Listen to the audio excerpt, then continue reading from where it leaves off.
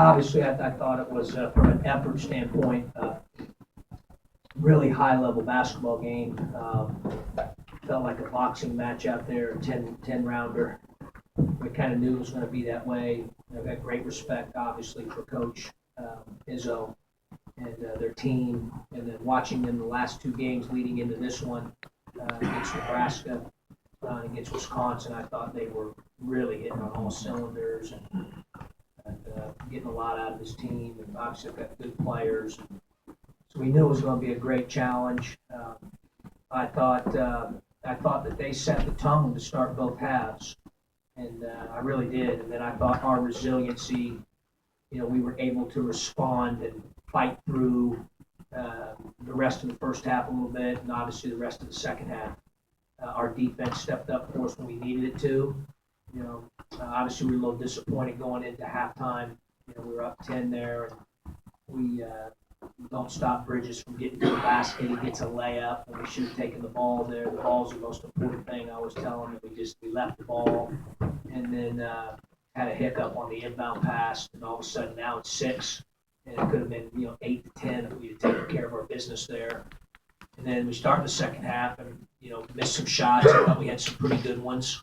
But I thought they would really impose their will to start the second half. And they get up 45-43, and then our kids showed some resiliency again and really started to not only get stops and compete on the backboard, but I thought our execution of our sets and ATOs and different things that we were running needed to be on point because every possession mattered. And I think he made a big shot on an action, and we got downhill a couple times on some drives. And J. Cole made a big shot on an action. And so all those little things, the screens, the precision of those things really matter in a close game like that. So I thought our attention to detail was pretty good down the stretch. And then obviously we got a couple big stops late. And that was a good win for our team. I told them I wanted to, obviously enjoy it, see their families. And I always tell you guys, I'll always leave them with make sure your families pay for dinner. College, free meal, and then get their bus to bed. So we got an early tip on Saturday against Rutgers, a quick turnaround, and we've got to make sure that we have the same will to prepare that we've had here lately over the next 2 days leading into Saturday's game. Questions?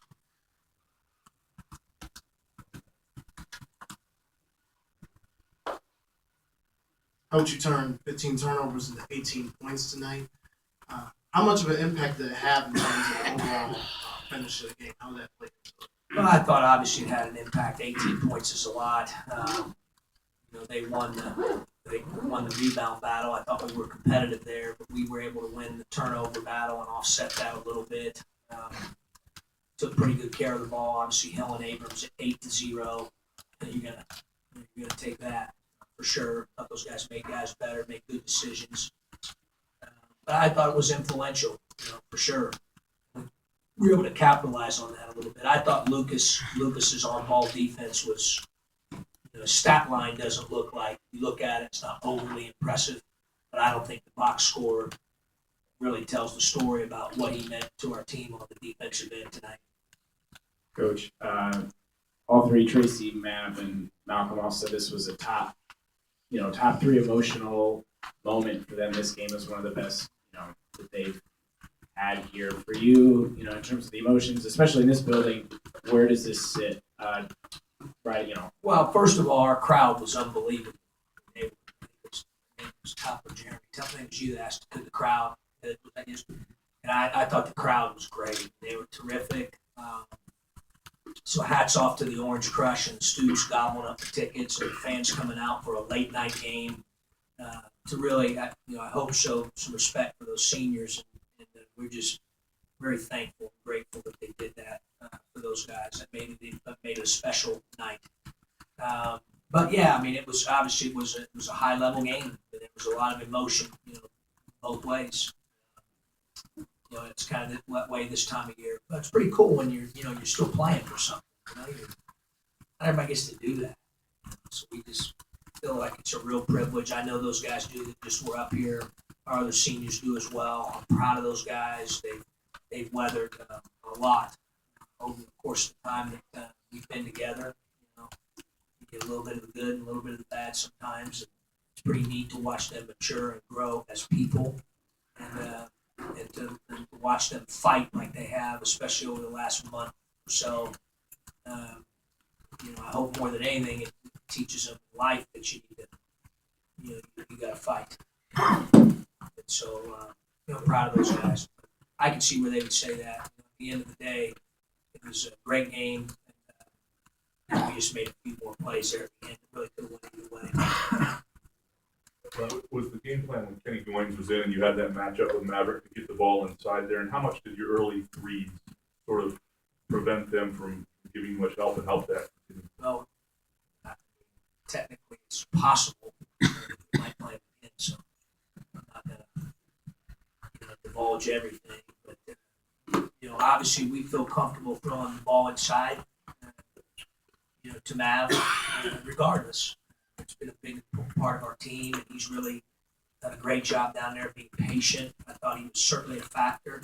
And then, like you said, he scored a few times, and then he had some inside-out action where he passed it out, and our guys made some shots. So now that kind of puts you in a dilemma. But Ward puts you in the same dilemma for their team. He's a terrific player down in the interior on offense.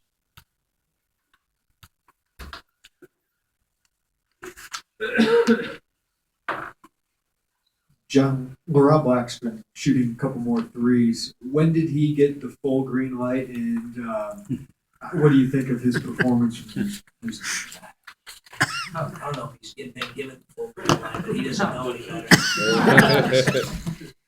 He's been shooting the ball really well, Jeremy, in practice, and obviously he's been shooting more threes and has made 1 for 4 in games, 1 for 3. I think he had maybe a 2 for 6. Like, he's getting more and more comfortable doing it, and he's been doing it in practice for a long time. But I really believe, my friend Clark Kellogg used to say to me when I coached his boys, your ultimate confidence comes from, doing it in the game, Jeremy. So to see it go in the game, I think, is a little different. And obviously, his ability to do that, Finke's ability to do that, Kipper's ability to do that when they play up front for us, that really opens up the floor. John, Tracy said that you haven't changed emotionally throughout the season, and that's what you always tell us. But a lot has changed for you in the last few games, whether you know it or not, whether you want to talk about it or not. Not really. I don't want to talk about it. For me, Tracy's right. I try to, be the same all the time. I think that's important. I really do. We bring it every day. We fight for what we want every day. We continue to keep getting better. We kept swinging.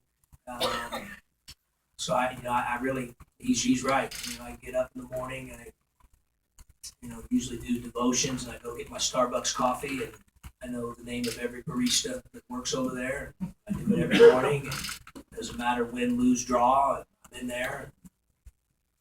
You have to ask them. They probably tell you my disposition isn't much different every day either. Get my coffee. I come in. We work. We try to figure things out. Try to get better. Tracy's been that way too, though. The upperclassmen have really been that way, especially here lately. They've been bringing it every day. And I've really challenged them to leave a legacy and to teach, with AJ, DJ, J. Cole, Tijon, LeRon, Fink, Kipper, this is how we practice. This is how we compete. What legacy are you leaving these guys with? Are you showing them how we do things? Not just saying it, showing them. And they've really taken that challenge to heart, and I think over the last month they've really been good with that. Coach, as you look at just a few short weeks ago, it was 3-8, 4-9. Can you point to anything from where things changed for this team? A game like this tonight, team may not have won a month ago. Is there anything in your mind you've seen that one thing that maybe has changed this team? Obviously, we've gotten a little bit of momentum. A friend of mine and I were down in the locker room after the game talking about that. That helps, mentally, especially for the guys.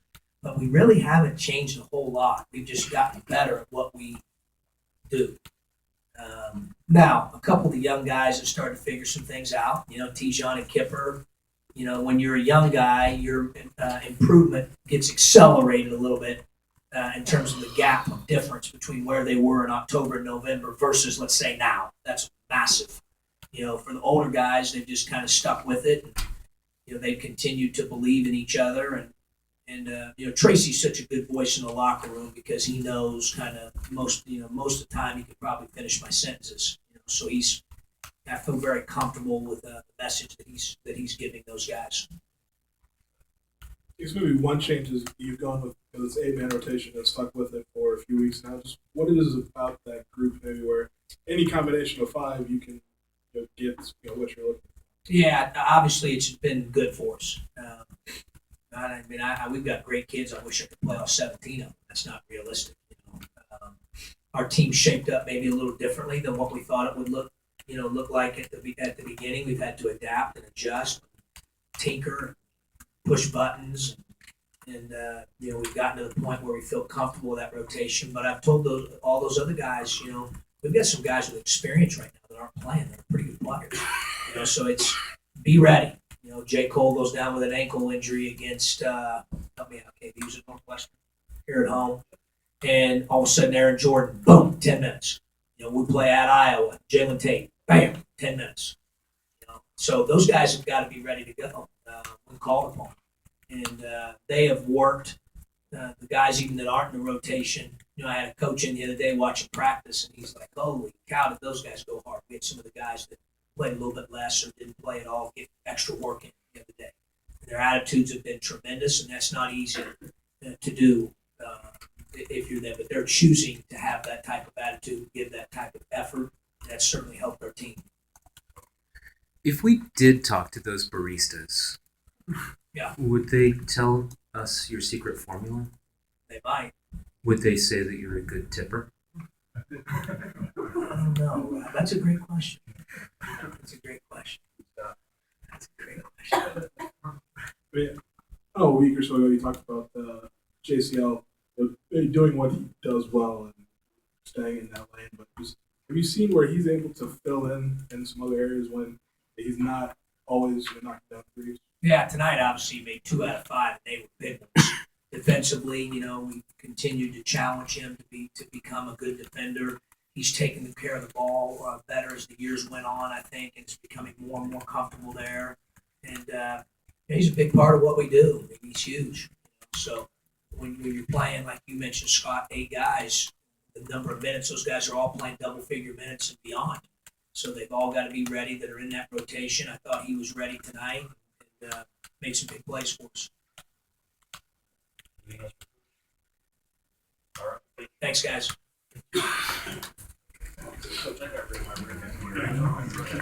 Back.